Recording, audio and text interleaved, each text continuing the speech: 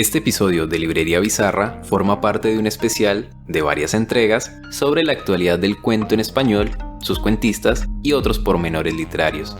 Mi nombre es Nahum Villamil Garcés y recuerda que puedes suscribirte, enviarnos un mensaje y recomendarnos en tus redes. No siendo más, que disfrutes de Librería Bizarra.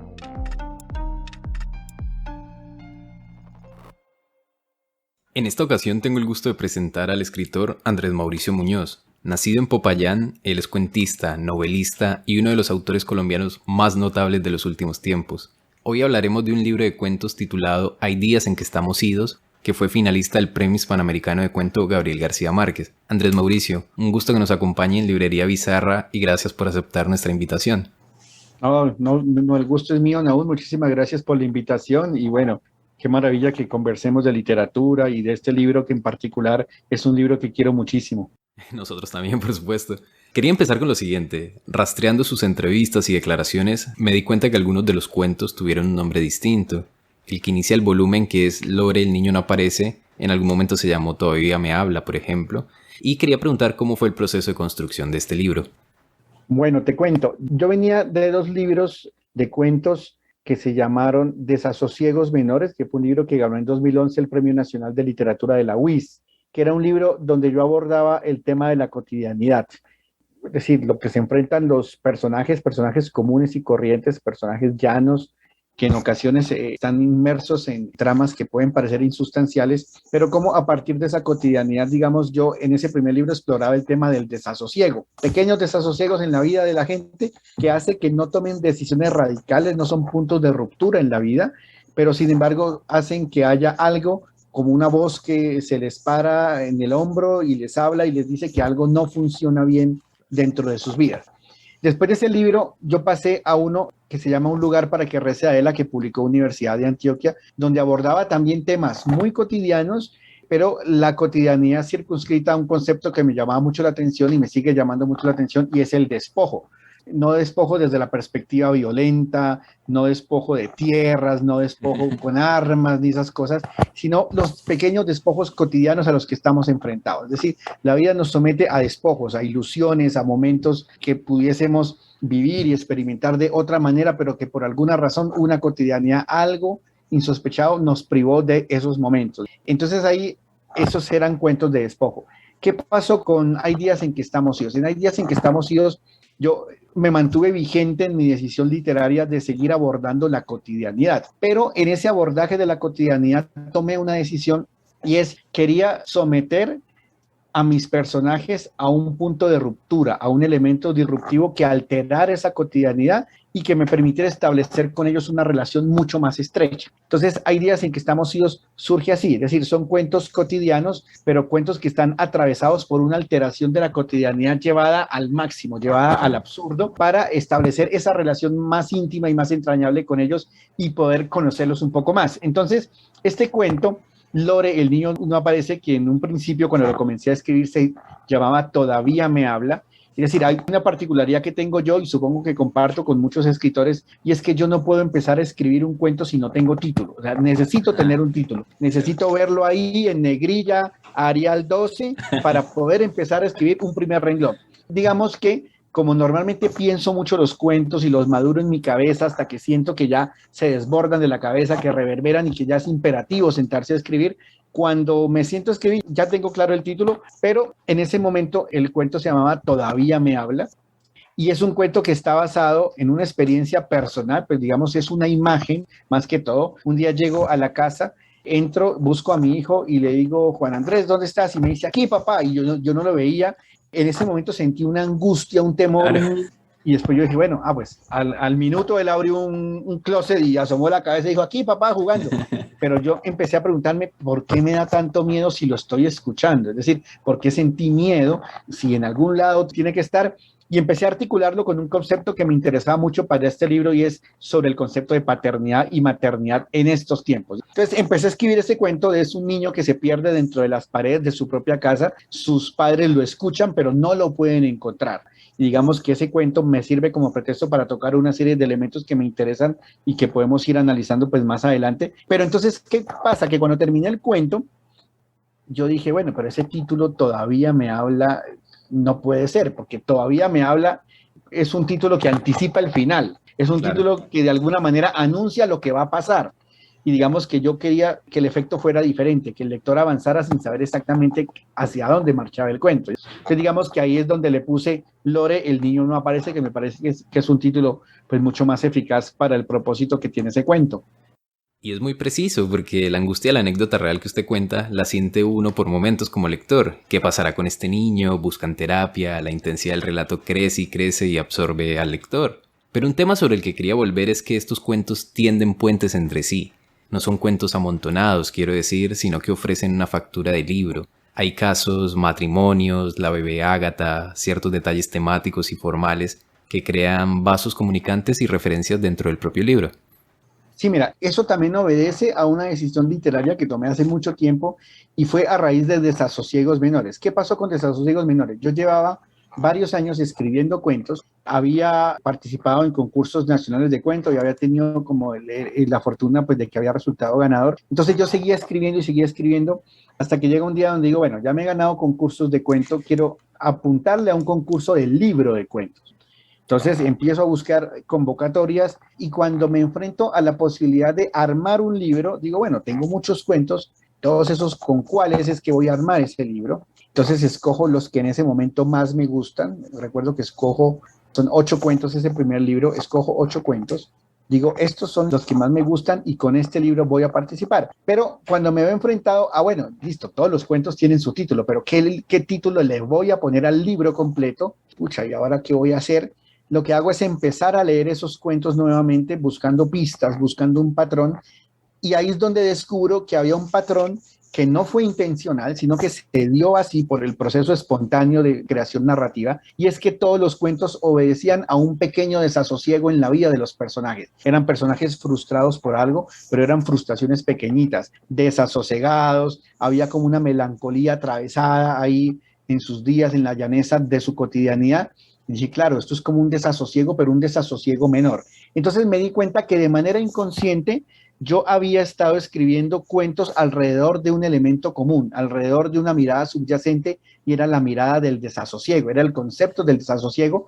Entonces dije, le voy a poner desasosiegos menores, pero a partir de ahí tomé la decisión literaria que todos los proyectos literarios de cuentos en los que me embarcara deberían obedecer a una preocupación subyacente, es decir, a un elemento común que fuera transversal a todos los cuentos, que si bien cada cuento operara desde su propia autonomía, cada cuento era independiente, pero que como libro, pues digamos que tuvieran esa factura y de libros. Y normalmente yo les digo a mis estudiantes en los talleres literarios que dicto o a los talleres a los que me invitan, que no recuerdo quién lo dijo, pero alguien decía en algún momento que hay libros de cuentos y hay libros con cuentos, que los libros con cuentos son los libros donde tú coges cuentos de aquí a acá y dices, listo, aquí hay 100 páginas, listo, esos son libros con cuentos. Y hay libros maravillosos así también, pero el concepto de libro de cuentos es un libro que tiene como ese elemento transversal, que puede venir desde una perspectiva estilística, temática, factura, una cantidad y de cosas que hace que haya como ese elemento de unidad.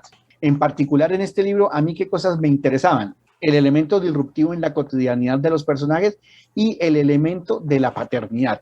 Digamos que eran elementos centrales. Tú ves el elemento de la paternidad en cuentos como Lore, el niño no aparece. Claro. Ves el elemento de la paternidad en La Mata, la Matica. Ves en el de Ágata, solo quiere jugar con Lorena. Y lo ves incluso, aunque no esté presente, brilla por su ausencia. Es una frase muy cliché, muy lugar común, pero digamos que brilla por su ausencia en el cuento de Abril, porque Abril es el polo opuesto, ya no tiene hijos y eso la somete a una dinámica diferente, la sociedad la ve diferente, ella tiene con los niños una relación diferente porque ella les enseña teatro, les ayuda en el montaje de las obras, pero digamos que da como un poco esa otra mirada, ¿ya? Entonces ese concepto de la cotidianidad vista desde la paternidad de estos tiempos, que de alguna manera es diferentísimo haber sido padre hace 30, 40 años que ser padre hoy en día por una cantidad de consideraciones. No quiero decir que antes fuera fácil y que ahora es difícil, no, siempre ser padre ha sido algo tremendamente complicado, pero la manera como nos medimos y como nos miramos y como valoramos esa paternidad sí es diferente a como se hacía antes. Y pienso que también subyace en el cuento del cortinero invasor, un poco por la ausencia sobre todo, pero también se hace muy presente este tema de la paternidad allí en el relato. Claro, en cuestión de registro, porque como tú bien se lo recuerdas, en cuestión de registro, una de las peleas recurrentes, o no peleas, lo que les alteraba el ánimo y los dejaba un poco acongojados como pareja, era esa imposibilidad de que ella quedara en embarazo. Mariana se llama el personaje, de que quedara en embarazo. Claro. Que intentaban y no lo lograban. Y digamos que de alguna manera ellos trataban de capotear esas preocupaciones, pero pues digamos que el tema de la casa los pone frente a esa realidad. Ese cuento es extraordinario. Como usted dice, parte de un hecho que termina de una u otra forma estallando a partir de una realidad cotidiana inmediata. Incluso en este caso es desatada por el propio personaje principal que le da la idea a un extraño, o también se insinúa que éste pudo estar confabulado con alguien más. Pero en el fondo es un pequeño desliz que se le va de la boca al personaje y termina envuelto en una maraña que lo absorbe y lo derrota, lo golpea, como que queda inmerso en una realidad en la que necesitamos a alguien más para que nos venga a socorrer. La verdad, muy notable, está muy bien logrado. Le quería hacer otra pregunta, pero por temas de registro. Me parece que usted privilegia por momentos el punto y coma, que no es algo ya tan común en los escritores contemporáneos, pero que acá parece estar un poco al servicio del ritmo y la entonación de la lectura. Es como privilegiar por momentos la narración distendida para que el lector no se levante del libro. No sé si usted lo planea o lo ve así. Pues mira, que me alegra muchísimo y que hagas ese comentario y lo dejaré en mis registros como que eres la primera persona. Te lo juro que yo le decía el otro día a mi esposa, que es como una de mis primeras lectoras, yo le decía, a mí me han hablado muy bien de los libros, me han hablado de los personajes, de las atmósferas, de los... Yo le dije, pero hasta ahora nadie me ha comentado mi devoción por el punto y coma. Mi esposa me dijo, ¿qué es eso? ¿Cómo así que devoción por el punto y coma? Yo le dije, sí, para mí el punto y coma es un elemento narrativo importante dentro de lo que yo escribo. Entonces yo decía, me llama la atención que nadie me haya dicho, oiga, usted como que tiene esa prelación por el punto y coma, y sí, una de las cosas que yo privilegio, digamos, en ese proceso de construcción y narrativa, tiene que ver con el ritmo, con la cadencia, ¿no? Con esa textura de la prosa. Por eso yo pienso muy bien la elección de las palabras. No son palabras solemnes, no son palabras rimbomantes, pero son palabras que están ahí al servicio de un espíritu. Quiero que la palabra transmita con potencia y con fuerza aquello que yo quiero que transmita, pero esa palabra va articulada a una cadencia, a un ritmo, a una textura, ¿ya? Y en ese orden de ideas yo pongo el punto y coma al servicio de esa cadencia, de ese ritmo, yo lo pienso muchísimo, y hay veces que suprimo puntos y comas y los reemplazo por puntos seguidos o cosas así, y lo hago con un cuidado en especial, y para mí, digamos que ese signo y de puntuación es un aliado en la manera de como yo escribo. Creo pues que lo mantendré así pues por muchísimo tiempo. Pero sí, es decir, es pensando en eso, como en la disposición de esa cadencia con la cual el lector va a hacer acopio de eso que yo escribí. Sí, porque realmente es un signo que tiende a desaparecer o ha caído en desuso y hasta se lo ve con cierto recelo por momentos. Y realmente a mí me parece que enriquece la narración, porque son cuentos que no son para nada cortos, pero que uno los lee con mucha agilidad porque el ritmo lo lleva a uno de esa forma que es la adecuada. Quiero decir, no nos perdemos en que puede ser un cuento de 15, 20, 22 páginas, sino que sigue y está muy bien logrado a partir de ese recurso formal. Claro, sí, de acuerdo. No, y hay otra cosa y que ayuda mucho y también, digamos, a esa fluidez a la que te refieres, y es el hecho de que siempre me preocupo mucho por la arquitectura del relato, ¿no? Y es hacer que todos los elementos que están ahí tengan un propósito. Es decir, que no sean necedades, que tengan un propósito, o te ayuda a construir el carácter del personaje, o a construir la atmósfera, o te ayuda con la verosimilitud, o con la dosificación de la trama, pero tiene un propósito. Por eso yo procuro no hacer descripciones casi de fisonomía, ni de paisajes, ni de cosas, sino que me interesa ir al punto de la narración, de lo que estoy contando y de aquello que yo quise privilegiar cuando concebí el cuento. Entonces, en ese orden de ideas, siento que los elementos que están ahí, pues al estar dispuestos con un propósito, hacen que así mismo el lector no se disperse, sino que el lector esté como siempre cautivo alrededor de eso que yo le quiero contar. De hecho, hay un momento en que la intriga lo absorbe a uno como lector. En La mata la matica, por ejemplo, uno quiere saber si la otra familia va a llevarla bien, si la cuidó, qué tipo de mata es, si al final es una dragonaria o no es, o es otra cosa. Y en cada cuento uno experimenta esa intriga y como el cúmulo de sensaciones que te ofrecen los relatos. Pero también le quería preguntar, y ya fuera un poco del plano literario, este libro fue finalista del Premio Hispanoamericano de Cuento Gabriel García Márquez que entregaba el Ministerio de Cultura. Quería que me contara cómo se enteró de que fue finalista y qué implicaciones tuvo para usted en ese momento. Fue mucha alegría Este es un premio que yo tenía entre ceja y ceja desde que se creó el premio. Creo que el primer ganador es el escritor argentino Guillermo Martínez. Claro. Después ganó la boliviana Mayela Boudoir. Badoa. Exacto. Entonces yo siempre tenía ese premio entre ceja y ceja. Ya había participado con un lugar para que Reciela. En otras ocasiones no pude participar porque ese premio dice que se hayan publicado entre tal fecha y tal fecha, y digamos, no me coincidían las fechas de publicación con la convocatoria del premio, pero siempre iba a las ceremonias donde anunciaban los finalistas, cuando venían los finalistas iba, preguntaba, hacía una cantidad de cosas, y yo siempre tenía eso, digamos que entre ceja y ceja. ¿Por qué? Y digamos que voy a hacer, y siempre lo he sido un poco soberbio en ese sentido, lo que pasa es que siempre lo he sido de manera íntima, pero ahora aprovechando este espacio, digamos, en el que me siento como en un espacio de intimidad en esta conversación. ¿Por qué? Porque yo siempre pensaba que podía llegar lejos en ese premio. Yo dije, yo puedo ser uno de los finalistas. También pensaba que lo podía ganar. Yo dije, yo puedo ser el ganador de ese premio, o por lo menos puedo ser uno de los 5. Entonces yo siempre eso lo tenía claro. Cuando se llega a la posibilidad de competir con este libro, que sabía que ya había tenido reconocimiento, que había sido uno de los 3 finalistas del premio Biblioteca de Narrativa Colombiana cuando ganó Pilar Quintana con su magnífica novela La Perra, yo sentía que iba con un libro fuerte y yo sabía que podía quedar entre los 5 finalistas. Lo primero que pasa es que yo ya sabía cuál era toda la dinámica porque me había leído las bases y todo, es que iban a publicar una lista larga de 15 nominados. El día que deberían publicar esa lista larga, digamos que se suponía que le avisaban a las personas un par de días antes, yo no había recibido ninguna notificación, por lo tanto me frustré. Yo dije, bueno, no lo logré, tenía un libro fuerte, pues era esperar otro libro, pero finalmente lo que pasó fue que los jurados se demoraron un poco en la deliberación y cuando menos pensé recibí el correo con la nominación. Para mí fue muchísima alegría. Una de las razones por las cuales yo quería llegar, bien sea a la lista larga o a la corta, es que eso me ayudaba a mover el libro. Ya digo, oye, venga, finalista, busquemos el libro, ta, ta, ta. Después tenía claro cuándo se iban a anunciar los 5 finalistas y yo también tenía toda la convicción de que el libro tenía con qué para llegar a esos 5 finalistas. Lo mismo, pasó lo mismo. El día que lo anunciaban, no recibí comunicación, al otro día tampoco recibí comunicación, y resulta que el día que iban a publicar los 5, se suponía que ya anteriormente le deberían haber avisado a los finalistas. Yo ya di por hecho que no había quedado.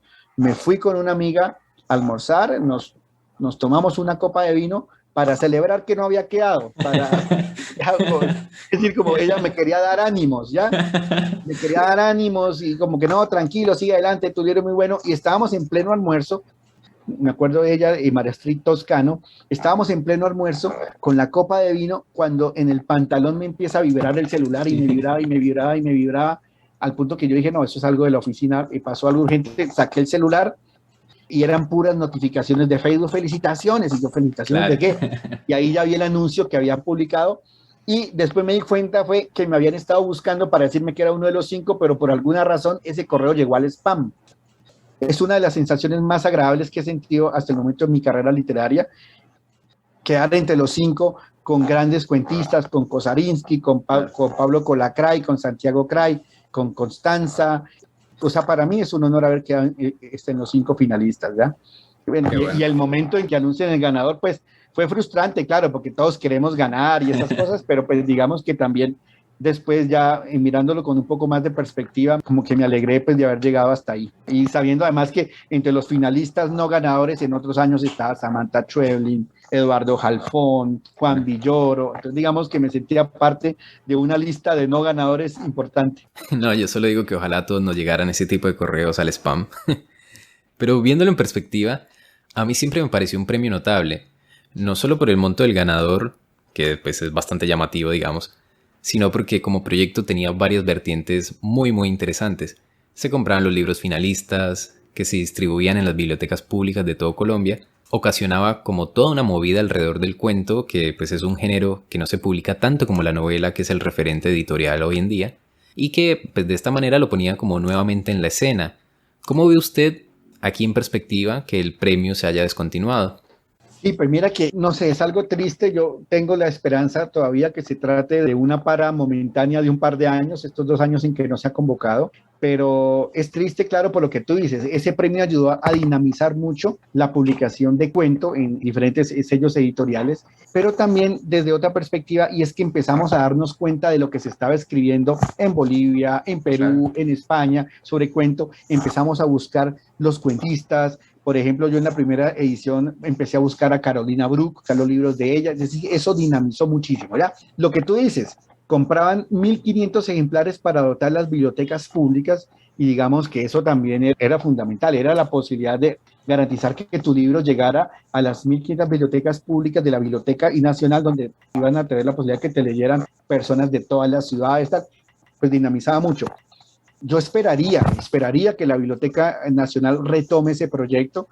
No sé, quizá ellos no han hecho un comunicado oficial, o por lo menos yo no me he dado cuenta, pero yo esperaría que en algún momento salga un comunicado y diga el premio se retomará, no sé, en 1 año o 2 años, pero que se retome porque es bien interesante y de hecho a mí por haber sido finalista, hay veces que escritores y otros países me escriben como si yo fuese parte de la Biblioteca Nacional y me preguntan, oye, ¿qué ha sabido del premio? ¿Han salido las bases? Cosas así, pero digamos que sí, sería una maravilla que ese premio regresara. Claro, y también hay un punto que le quisiera preguntar. Personalmente yo siento que cuando desaparecen estos premios se pierde un poco de la autonomía literaria de nuestro lado del charco que es tan difícil de construir. En América Latina estamos muy sujetos en el mundo editorial a las disposiciones de Madrid y Barcelona, que son los grandes centros editoriales de ahora en español. En cambio, este premio permitía una territorialización del prestigio y otorgarle valor agregado, prestigio, valga la redundancia, a la literatura nuestra y menos visible, como la boliviana, por ejemplo, que se premió a Magela Budúan y fue finalista Liliana Colanzi, 2 narradoras extraordinarias. Esto como darle una nueva envergadura a la literatura latinoamericana sin estar supeditados a decisiones editoriales externas. No sé si usted lo ve así. Claro, sí, y es que mira que ese punto pues, que mencionas es bien importante, ¿no?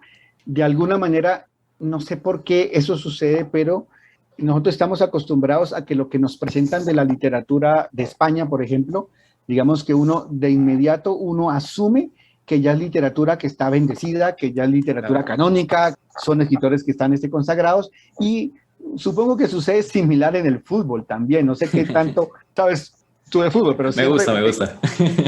Pero siempre pensamos, claro, juega en el América, juega en el Junior, saltó a Argentina, saltó a España, saltó a la Liga Premier, como que es una evolución en la carrera. Claro. Y cuando los futbolistas están terminando su carrera, regresan a Colombia, de alguna manera algo similar estaba sucediendo en la literatura, y es pensar que lo que viene de España, digamos que ya es lo bendecido, lo canónico, tal, y que los autores de acá estamos haciendo un trabajo en aras de llegar allá. Claro, todos queremos llegar a que nuestros libros se lean en España y se distribuyan en otras geografías, cosas así, pero digamos que el premio sirvió para mostrar que en Perú había cuentistas maravillosos, que en Perú había gente trabajando, que en Bolivia había gente trabajando, en Chile sirvió para dar a conocer sellos editoriales independientes. Claro.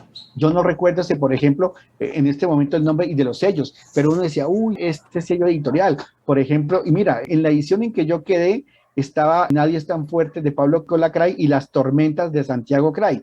Esos eran publicados en editoriales independientes. Entonces los escritores empezaron a decir, oiga, vamos a ver ese editorial qué más títulos tiene. Vamos a ver si le puedo mandar un manuscrito a ese editorial, cosas así. Es decir, que empezó a dinamizar el sello y a mostrar que lo que se estaba haciendo acá, pues era un trabajo valioso también. Por ejemplo, cuando yo me presenté, y supongo que sucedió también en otros años, cuando yo miraba la lista de participantes, que eran como 160, uno veía muchos escritores españoles que uno conocía, que uno ha visto como, y uno decía, no, pues ya con estos 10 acá, ya se fueron los primeros 10 cupos, ¿ya? Pero no, es decir, acá también se pueden escribir libros que están a la altura del oficio literario, que están a la factura para poderlo hacer. Es decir, que yo creo que ese premio pues ayudó a dinamizar mucho eso. Y otra cosa en la que el premio estaba ayudando mucho, que es un fenómeno que no sé por qué se presenta, y es el tema de articular los escritores colombianos a una tradición latinoamericana contemporánea. ¿A qué me refiero?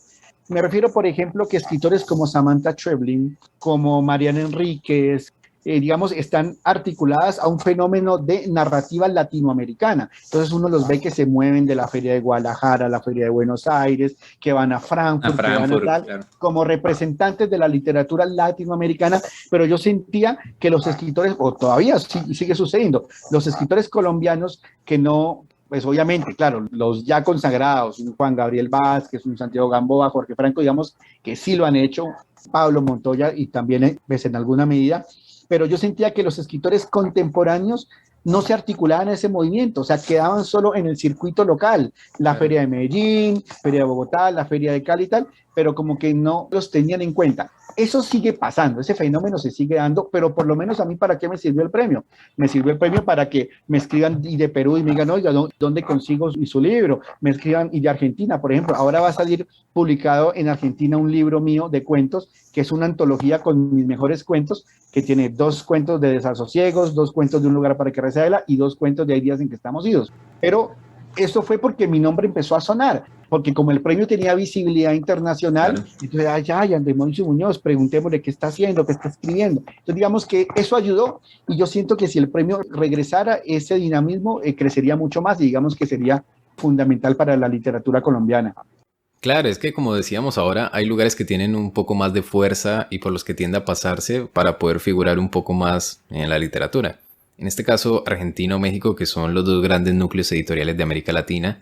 Luego están otros que no tienen la misma visibilidad, como Colombia, Chile, Perú, pero donde también se hacen cosas riquísimas. Por ejemplo, yo soy colombiano y no conocía a Luis Noriega, y pude conocerlo a partir del premio. Y su libro es francamente extraordinario. Razones para desconfiar de sus vecinos. Claro, es brillante desde el título mismo, pero el premio le dio un empuje de visibilidad que nos permitió conocerlo a quienes quizás lo habíamos pasado por alto. Claro, de acuerdo. Eso es un premio que puso en relevancia el género del cuento, en relevancia a los escritores que están trabajando en el cuento. Y claro, yo conocía a Luis Noriega por algunas antologías de cuentos porque digamos que soy como un devoto por ver todo lo que se está escribiendo de cuento en Colombia. Yo leo muchísimos cuentos de escritores colombianos que están comenzando, que ya tienen recorrido, todo eso. Digamos que yo ya sabía de él, pero claro, ya cuando gane el premio es como si uno diga, oye, vamos con más decisión a leerlo, a ver qué más tiene, a leerlo. Y digamos que ese era un proceso bien interesante. Maestro, para no robarle más tiempo y para una sección breve que se llama Entérate, ¿qué está leyendo o qué nos puede recomendar Andrés Mauricio Muñoz? Estoy leyendo una novela muy testimonial, muy íntima, que se llama Un comunista en calzoncillos. Es argentina, Claudia Piñeiro, una novela en donde habla pues sobre su padre y sobre la militancia ideológica y política de su padre. Era un comunista, pero no era un comunista de aquellos de salir a manifestaciones o que hiciera parte de mítines políticos o cosas así. Era un comunista de pasearse por la casa en calzoncillos, peleando con la mamá, peleando con la esposa sobre conceptos e ideologías comunistas o capitalistas. Después de ese quiero seguir con la novela de Fernanda Trías, una escritora uruguaya que vive en Colombia. Pues también quiero seguir con novela de Fernanda Melchor, una mexicana, también muy buena. Temporada y de huracanes ya lo leí, pero ella después sacó otra que no recuerdo el título en este. Paradise me parece que se llama la novela. Sí, exacto. Ese es el que quiero empezar a leer. ¿Y la de Trías es Mugre Rosa? Y la de Trías es Mugre Rosa, exacto. Que yo a Trías le he leído todo lo que ha sacado, excepto esas. Pues eso es lo que voy a pasar a leer. ¿Qué más leí hace poco y también que recomiendo mucho y me gustó? Poeta chileno de Alejandro Zambra. Y voy a empezar a leer también un libro de cuentos de Eduardo Halfon que se llama Signor Hoffman. Claro, el de Halfon fue finalista del premio García Márquez. Ese fue finalista del premio, lo tengo acá, ese lo tenía pendiente para leer, ese lo voy a leer en cuento. Bueno, maestro, ante todo invitar a quienes nos escuchen a que lean Andrés Mauricio Muñoz, que lean Hay días en que estamos idos, porque se llevarán muy muy gratas sorpresas literarias, y sobre todo agradecerle a usted por su amable disposición para participar acá con nosotros y por todo lo que nos contó en Librería Bizarra, que seguro quienes nos escuchen podrán disfrutarlo mucho. No, gracias a ti y a Librería Bizarra, bueno, y los felicito por esta iniciativa. Siempre es bueno todas las iniciativas que ayuden a difundir la literatura, el trabajo de los escritores, el género del cuento, la novela en general, pues digamos que son iniciativas maravillosas, así que la auto totalmente y te agradezco pues que me hayas dado la oportunidad de estar en este espacio aquí contigo, ¿vale? Te invito a seguir a Librería Bizarra en Spotify, Apple Podcasts, Deezer, YouTube o cualquiera que sea tu plataforma preferida. Recuerda que también puedes seguirnos en Instagram y si te gustó este episodio, puedes recomendarlo y dejarnos tus comentarios. En el trabajo musical estuvo Joseph Paternina, en la portada y el trabajo artístico María José Porras y Nabeli Figueroa. Recuerda seguirles. Hasta la próxima.